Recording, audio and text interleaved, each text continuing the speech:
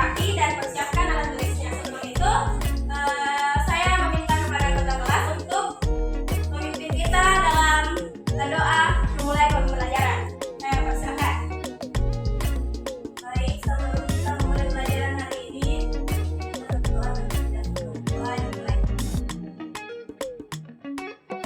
Terima kasih untuk kakak kelasnya. Sebelum itu, Ibu mau tanya, hari ini ada yang absen atau hadir semua? Hadir semua, ya semua itu. Oke, kalau begitu karena sudah hadir. Sebelum kita memulai pembelajaran, ada yang masih ingat tidak materi kita minggu lalu itu apa? Saya Ibu. Silakan. Ikatan kimia. Masih ingat tidak apa itu ikatan kimia? Farida silakan. Baik, ikatan kimia adalah ikatan yang dapat terjadi karena unsur-unsur dalam keadaan stabil yang berusaha menjadi stabil seperti gas kimia dengan cara berhubungan dengan lain. Oke, terima kasih untuk Farida. Nah, ada yang tahu tidak ada beberapa jenis sih itu ikatan kimia? Saya Bu, Ya, silakan. Mila. ada 2 jenis Bu, yaitu ikatan ion dan ikatan kovalen Bu. Oke, ada 2 jenis. Ada yang tahu tidak perbedaan dari kedua ikatan tersebut? Nah, ada mungkin silakan. Saya Bu, Oke, silakan. ikatan ion itu dapat terjadi karena perpindahan elektron dari kation ke anion, sedangkan ikatan kovalen terjadi karena penggunaan bersama pasangan elektron dari atom yang sama. Dia sama-sama keluar elektron. Oke, terima kasih untuk karena masih ingat materi minggu lalu. Langsung saja, hari ini kita akan mempelajari materi mengenai larutan elektrolit. Tahu tidak gambar apa yang ditentukan pada led PPT ini? PLN lagi berusaha memperbaiki tiang listrik Bu. Ada yang lain? Di sini ada banjir terus. Yang lain ada lagi? Ada petugas PLN Bu, sama ada tiang listrik. Nah, kenapa sih setiap adanya banjir itu petugas PLN pasti memadamkan listrik? Pasti kalian bertanya-tanya, mengapa sih harus dilakukan pemadaman listrik pada saat terjadinya banjir? Nah, itu sebabnya kita mempelajari pelajaran kita atau materi kita hari ini yang berkaitan dengan larutan elektrolit dan non elektrolit. Oke, oleh sebab itu kalian harus menyimak dengan baik-baik proses pembelajaran kita hari ini. Adapun tujuan pembelajarannya yaitu saya persilahkan kepada Sofia untuk membacakan tujuan pembelajaran kita hari ini. Ya, baik, jadi tujuan pembelajaran kita hari ini yaitu melalui model pembelajaran seperti ini peserta didik mampu menjelaskan pengertian lautan. Kemudian melalui model pembelajaran discovery learning peserta didik mampu menjelaskan pengertian lautan elektrolit dan non elektrolit. Selanjutnya, melalui model pembelajaran discovery learning peserta didik mampu menjelaskan sifat-sifat lautan elektrolit dan non elektrolit. Selanjutnya, aspek penilaian. Nah, Ibu di sini akan menilai ketiga penilaian ini, yaitu mulai dari penilaian sikap atau afektif, di mana Ibu akan memberi lembar penilaian antar peserta didik atau teman sejawat. Dan yang kedua itu penilaian pengetahuan atau kognitif, di mana akan ada tes tertulis, entah itu pilihan ganda ataupun esai. Ketiga itu nilai penilaian keterampilan atau psikomotorik. Nah, di sini itu Ibu akan menilai diskusi kalian atau presentasi yang akan kita laksanakan nanti. Oke, selanjutnya. Nah, karena kan kita akan mempelajari larutan non elektrolit dan juga larutan elektrolit. Sebelum itu kita harus tahu dong apa itu larutan. Nah, ada di sini yang tahu apa itu larutan? Mungkin Farida di belakang. Silakan. Apa sih itu larutan? Ibu, larutan adalah campuran homogen yang terdiri dari 2 atau lebih zat. Zat yang jumlahnya lebih sedikit di dalam larutan disebut zat terlarut. Sedangkan zat yang jumlahnya lebih banyak dari zat-zat lain dalam larutan disebut larut. Oke, itu tadi penjelasan mengenai larutan dari Farida. Karena kalian sudah mengetahui apa itu larutan, silakan kalian simak video berikut.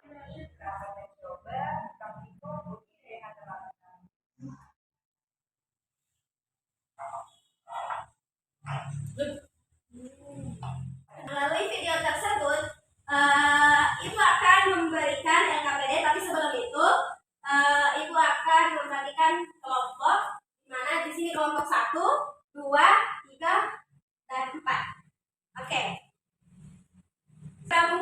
kelompoknya masing-masing. Farida bergabung dengan Ajeng. Sampai kalian sudah bergabung dengan kelompok kalian masing-masing, Ibu akan memberikan LKPD dan kalian akan mengerjakannya berdasarkan kelompok kalian masing-masing.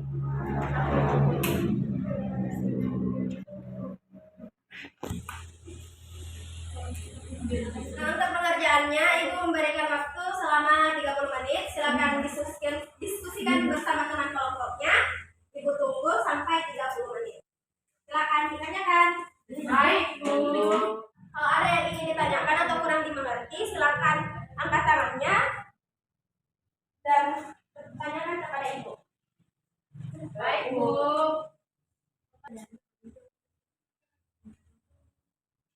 Mungkin waktunya sudah habis. Saya persilakan untuk kelompok 1 atau semuanya sudah selesai kan? Sudah. Oke, saya persilakan kepada kelompok 1 untuk memaparkan hasil diskusinya. Silakan maju ke depan.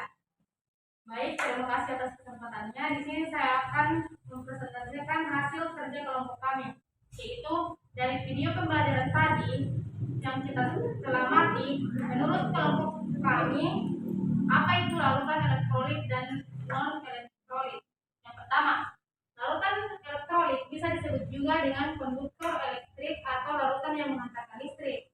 Jenis larutan ini ada yang sifatnya kuat maupun lemah, di mana larutan elektrolit kuat adalah larutan yang baik dalam menghantarkan listrik, sedangkan larutan elektrolit lemah adalah larutan yang masih bisa menghantarkan listrik tapi sifatnya lemah, sehingga lampu tidak dapat menyala.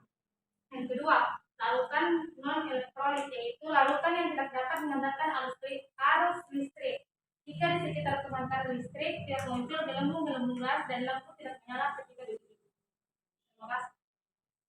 Oke, itu tadi dari kelompok 1. Ada pertanyaan untuk kelompok 1? Tidak ada, Bu. Oke, mungkin jelasnya dari kelompok 1. Sekarang giliran kelompok 2. Saya persilakan. Baik, Bu.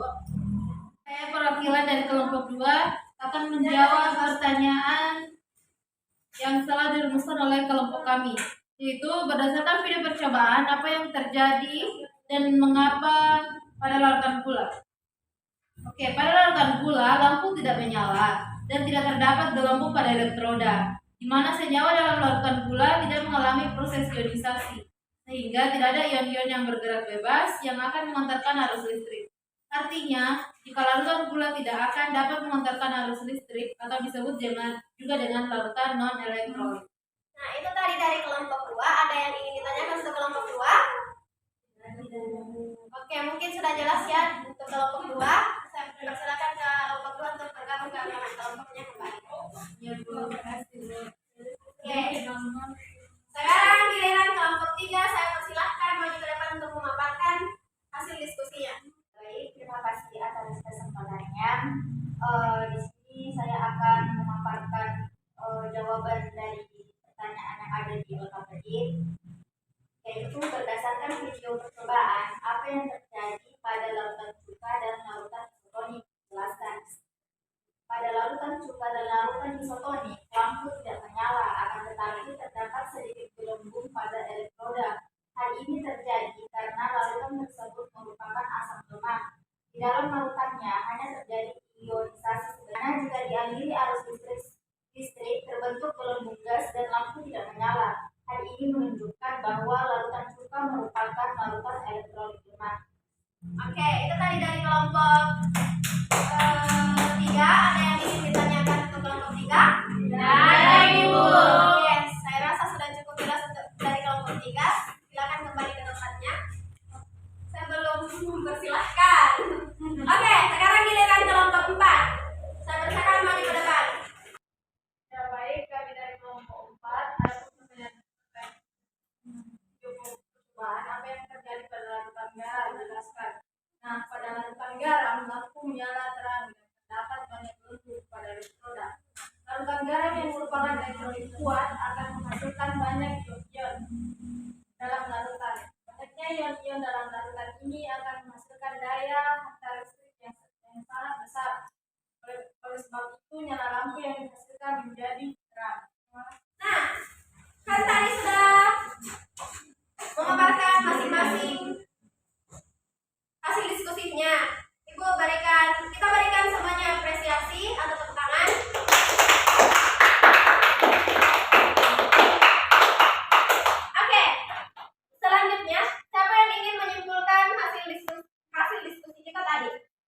Oke, Rada silakan. Baik, kesimpulan dari pembelajaran kita hari ini yaitu yang pertama, larutan elektrolit adalah larutan yang zatnya mampu mengantarkan arus listrik ketika dilarutkan dalam air.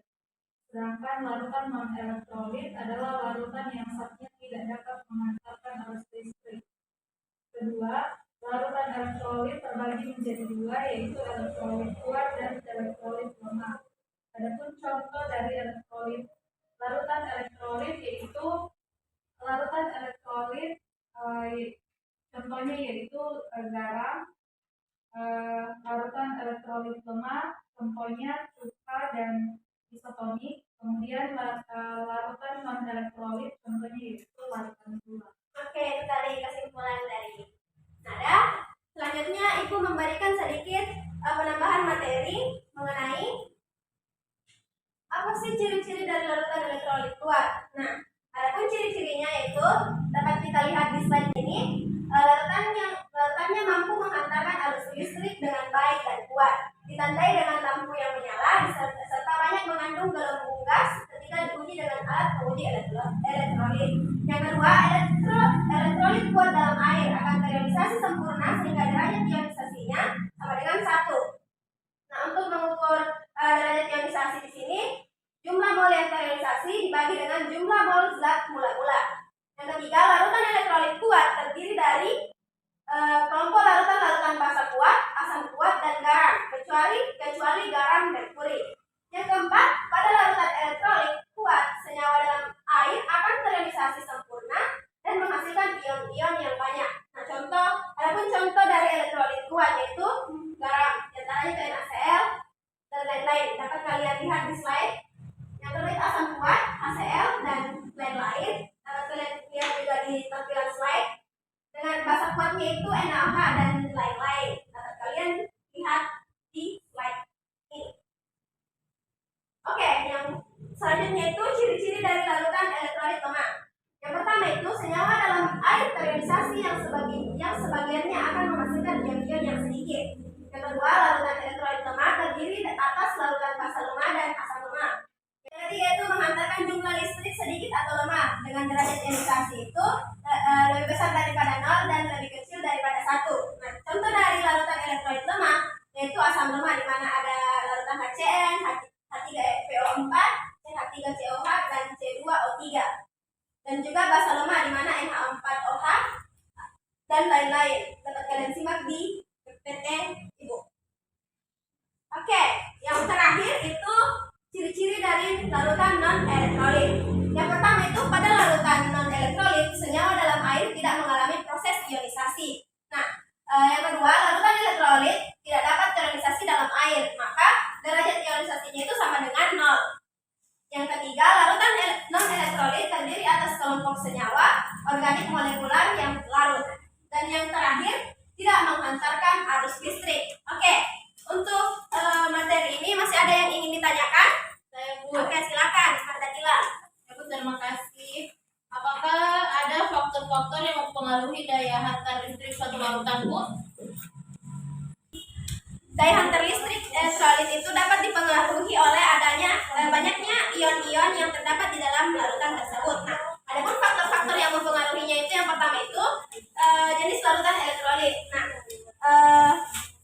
berdasarkan sifat daya hantar listriknya seperti yang Ibu tadi katakan bahwa larutan itu terbagi menjadi dua, yaitu larutan elektrolit dan juga non-elektrolit. Jadi di sini jenis larutan elektrolit itu dapat mempengaruhi yang namanya daya hantar listrik.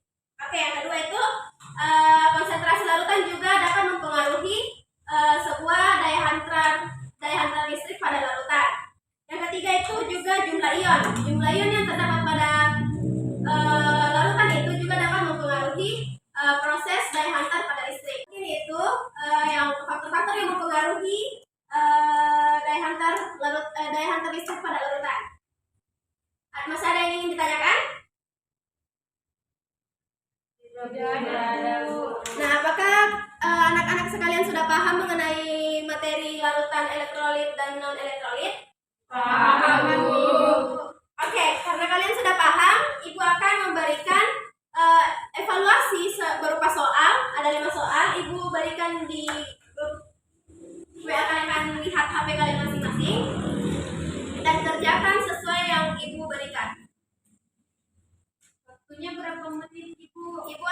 memberi waktu selama 10 menit. Silakan kerjakan. Waktunya sudah habis. Saya persilakan salah satu dari anak-anak sekalian mengumpulkan jawaban dari teman-temannya. Silakan.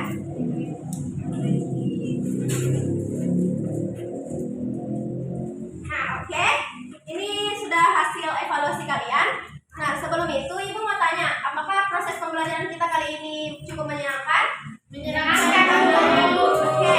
Nah, apa ada saran dari anak-anak sekalian untuk metode apa sih yang akan kita gunakan ke depannya, atau metode ini sudah cukup baik atau bagaimana? Saya silakan Maratila. Kalau bisa menyarankan Bu, mungkin ke depannya kita bisa melakukan proses praktikum Bu, supaya bisa lebih mengenali yang mana dalam kehidupan sehari-hari, termasuk mengenai elektrol dan elektrolit. Oke, pertemuan selanjutnya kita akan mengadakan praktikum untuk larutan elektrolit dan non-elektrolit supaya kalian juga bisa memahami materi dengan baik. Jadi terima kasih untuk Mbak Natila sarannya. Oke, pembelajaran kita cukup sampai di sini. Saya persilakan kepada ketua kelas untuk berdoa untuk mengakhiri pembelajaran kita kali ini. Silakan. Baik teman-teman, sebelum mengakhiri pembelajaran hari ini, baiknya kita berdoa. Doa dimulai. Doa selesai. Oke, terima kasih untuk anak-anak yang telah mengikuti pembelajaran dengan baik. Saya ucapkan banyak-banyak terima kasih. Kita bertemu lagi minggu depan. Wassalamualaikum warahmatullahi wabarakatuh. Terima kasih.